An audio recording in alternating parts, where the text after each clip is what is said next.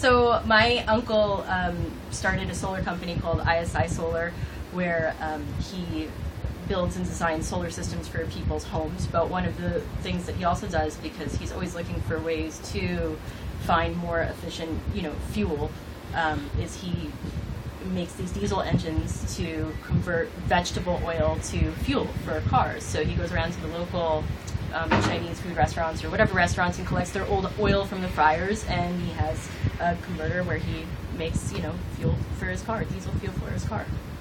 Do you think he would come and talk to He the definitely would, and he's bring his veggie car?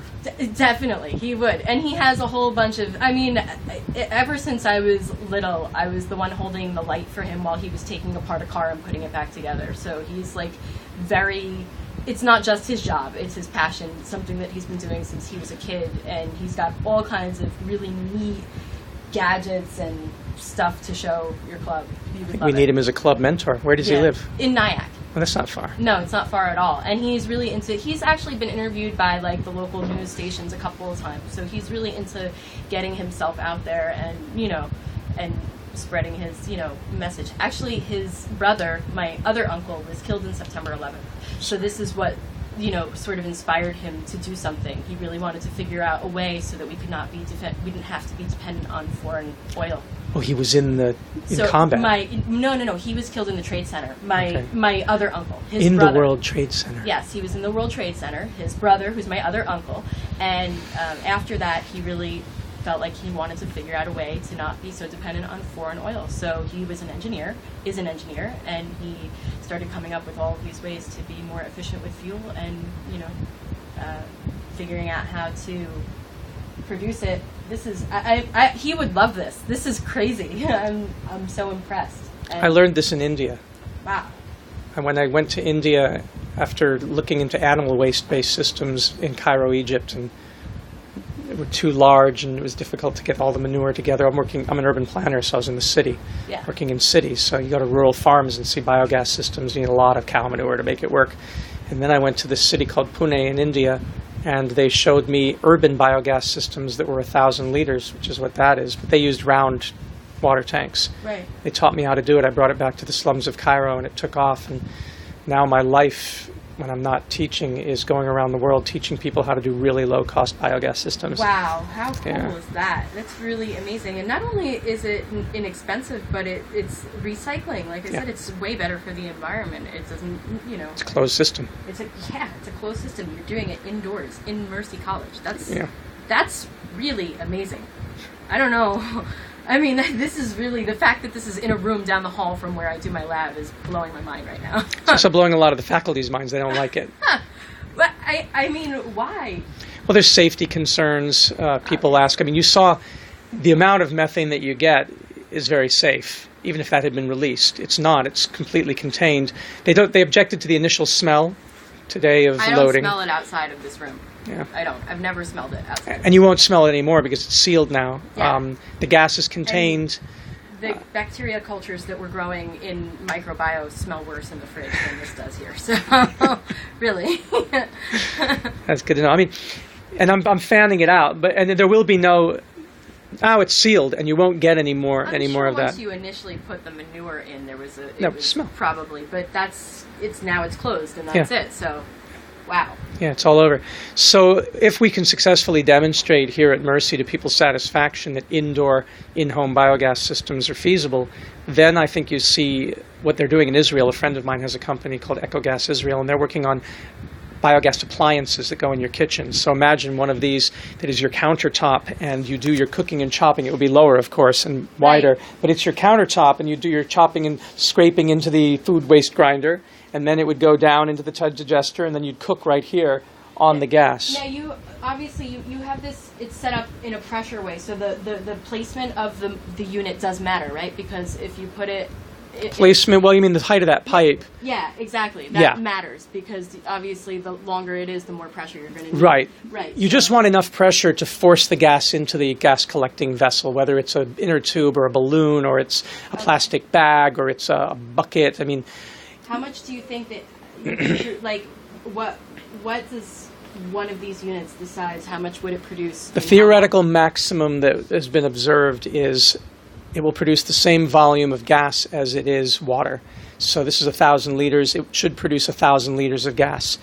Beyond that, if you tried to introduce more food, you would poison the bacteria with acid. Right. So you have a limitation on the size. However, we're trying to overcome that. This initial experiment, and I can turn the camera around this way.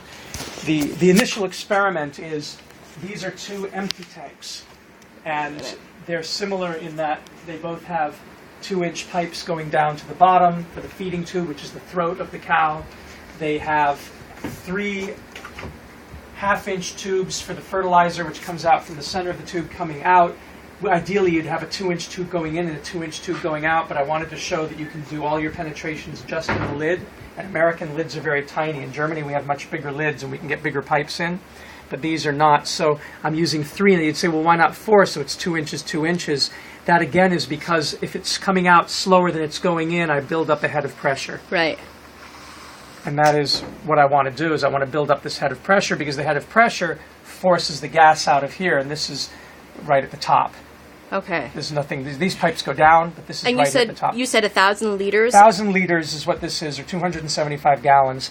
And when you feed it about a bucket, this size bucket, 25, 30 liters of food waste ground up with water, this amount can theoretically yield 1,000 liters of gas. So this bucket, that much food. Now, how effective, efficacy of this type of gas? Is it the same as, for example? It's the same as natural gas in its properties. It is 70% methane and 30% carbon dioxide, so it has 7/10 the energy value of methane. However, you don't use all of the energy value of methane when you mostly burn it in a stove. Right. So when you're using it in the stove, you get equivalent results. Okay. And you're using it in an engine, you get fairly equivalent results because of the thermal.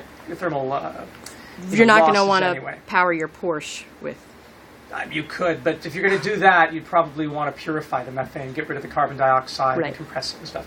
It's best used on site, and 1,000 liters, if this whole thing was filled with gas and there was no water, and I've done that before, it would then, that quantity of gas would run a single burner stove on a medium flame for approximately 2 hours. Okay. So with the 2 of them acting, we should get up to 4 hours.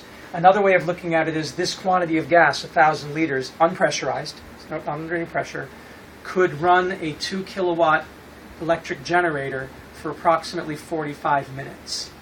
So here you get an hour and a half of generator, which you could then store, which would be an hour and a half of 2 kilowatts would be 2-3 kilowatts. And you could store that in a battery bank. You can, when my uncle with the solar systems, if the house produces more electricity, for example, than the electric company provides, the electric company actually reimburses them. Yeah. It's meters back. So you look at this as an emergency supply of gas for charging batteries with an electric generator, which you can then run, LED lights or compact fluorescents for a long time, many hours. Right. Or you look at it as a daily cooking solution, or you store it up to do heating of the bath. For the modern American lifestyle, it doesn't produce enough for most people. For me, for cooking, I get all my cooking done on it every day. So that's fine for that. In third world countries, it's the matter between life and death. Yeah. So it... Well, also for disasters like the hurricane, where, wow. Yeah, and the gas is infinitely storable. I mean, it's methane, so you could store it for 1,000 years or 1,000,000 years.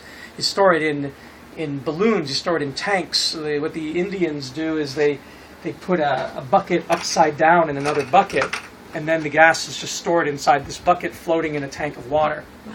And they use big water tanks filled with gas floating in another tank. And they rise up as they fill with gas, and then as you use the gas, it sinks down, and then it rises up. There's a lot of ways to store it. It's a very safe fuel, as you saw when I was lighting it before. I never worry about it. It's not like hydrogen. Yeah, right. It's a very tractable methane. So, yeah, it's an easy solution. Wow.